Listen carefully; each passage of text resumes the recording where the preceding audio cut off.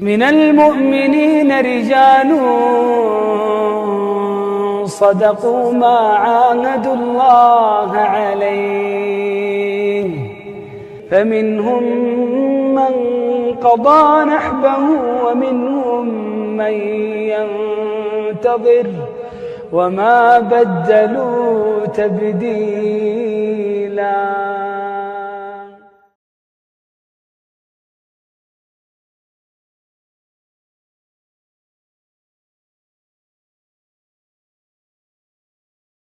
Bismillahirrahmanirrahim. La tecidu kavmen yu'minun billahi vel yevmil ahiri yuvaddun men haddallaha ve rasulahu velev kanu aba'ahum ev ebna'ahum ev ihvanahum ev aşiretahum. Ulaike ketebe fi kulubihimul iman ve eyyedehum bi ruhin minhu ve yudkhiluhum cennatin tecri min tahtiha'l anharu halidin fiha. Radiyallahu anhum ve radu anhu. Ulaike hizbullah. Ela inna hizballahi humul müflihun. Sadakallahul azim. Bismillahirrahmanirrahim.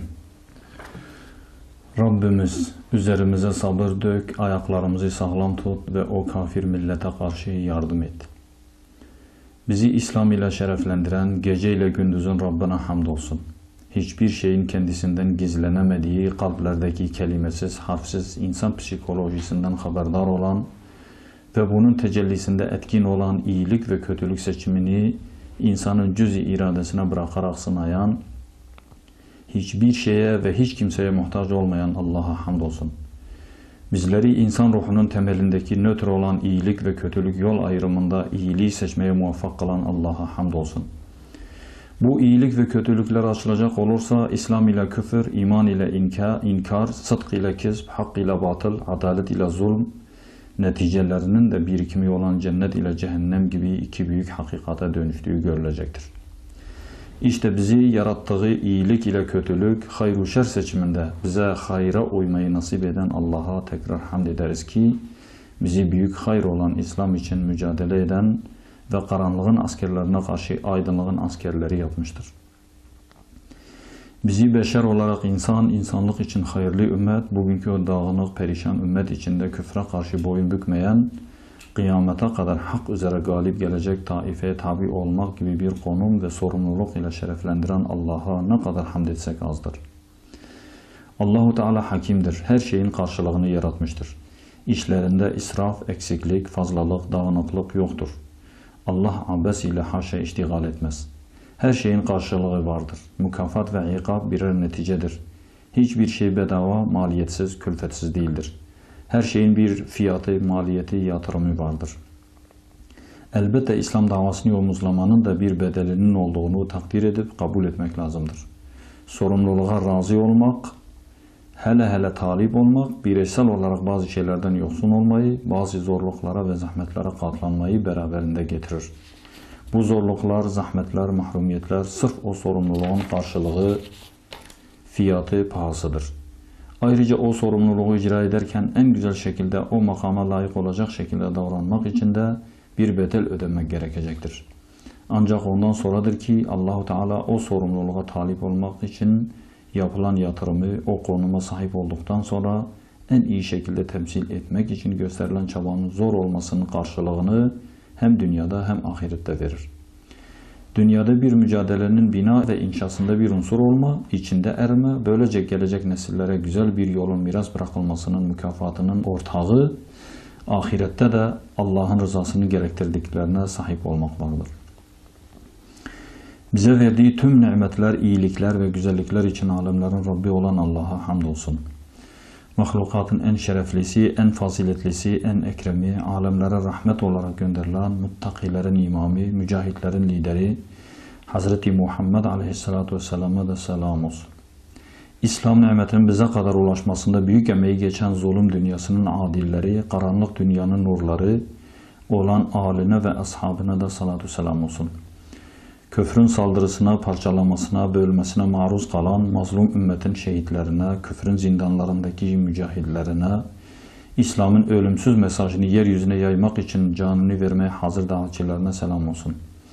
Allah'ım bize hakkı hak olarak göster ve hakka uymayı nasip et. Batılı da batıl olarak göster ve batıldan uzaklaşmayı bize nasip et.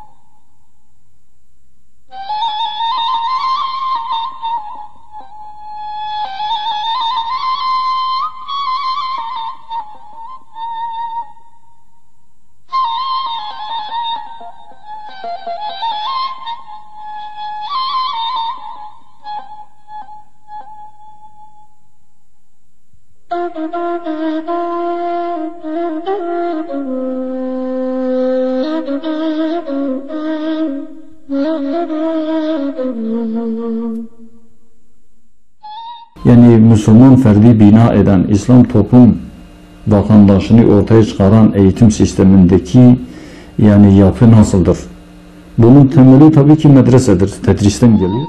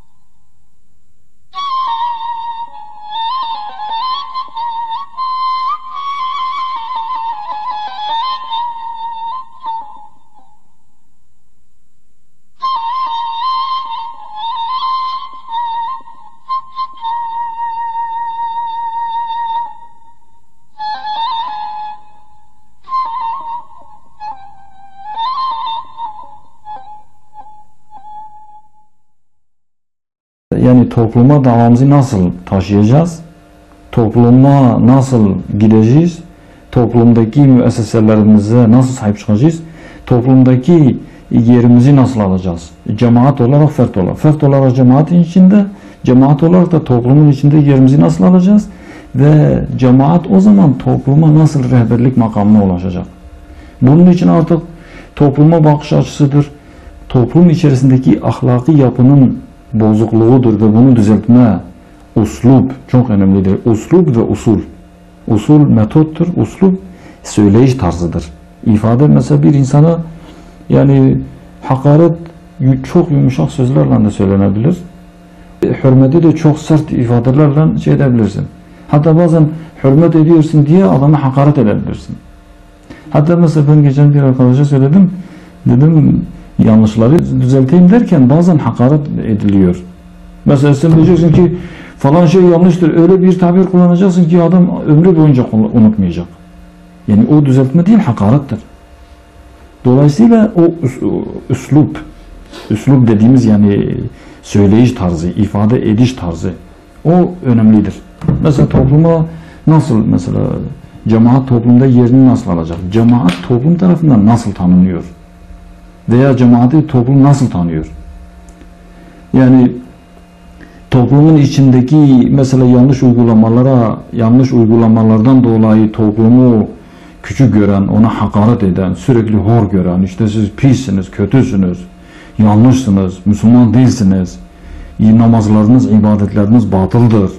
Bu onun için şey değildir. Bu uslup mudur, yoksa onu eğiten, ona doğru yolu kendi şahsında gösteren ve bunu da tedavi uslubuyla giden bir uslup mu?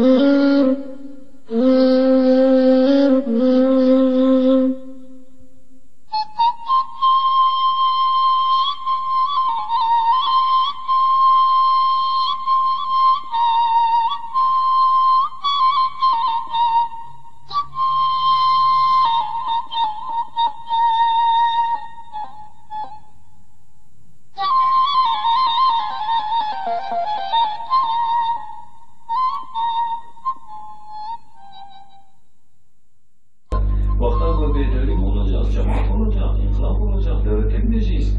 Yani böyle ucuz veyahut da böyle göstermelik veyahut da bazı böyle boy şeyleriyle değildir. Yani iskeletinin çok mazbut olması gerekir. Yani gerekirse hoşluk bir tespittir. Yani mesela toplumun tahlili yapılacak. Toplumun mesela sosyolojik tahlili yapılacak. Toplumun tarihi tahlili yapılacak. Toplumun ekonomik tahlili yapılacak. Toplumun olaylar karşısındaki bu toplumun veya bu halkın olaylar karşısında tarihte mesela gösterdiği aksiyon ve bunda ne kadar ısrarlı ve ciddi olduğu, yani ne kadar döndüğü yer tarihini bilmek çok şeydir.